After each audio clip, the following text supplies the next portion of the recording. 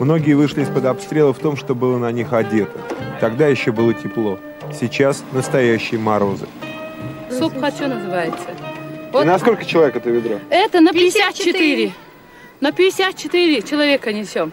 Зачем нам, правда? Мы лучше дома сами бы готовили. Пошли. Спасибо. Вот у нас сейчас топить нечем, угля нету вообще. Мы ходим, ищем вот так вот где-то там, где-то что-то, чтобы протопить нам как-то детям обогреться. Дров нету. Воду сегодня, правда, привезли, а так ходим вон туда за 2 километра за водой. Ну, сказали, что поставят газовые плиты для того, чтобы приготовили горячую пищу. А поставили только там, где приходит, где журналисты, начальство бывает почаще. Вот туда поставили, а мы здесь на отшибе, значит, мы не нужны никому. В чем одетые люди вышли? Деньги собирайте на уголь, на дрова. Это что за разговор? Где мы эти деньги возьмем?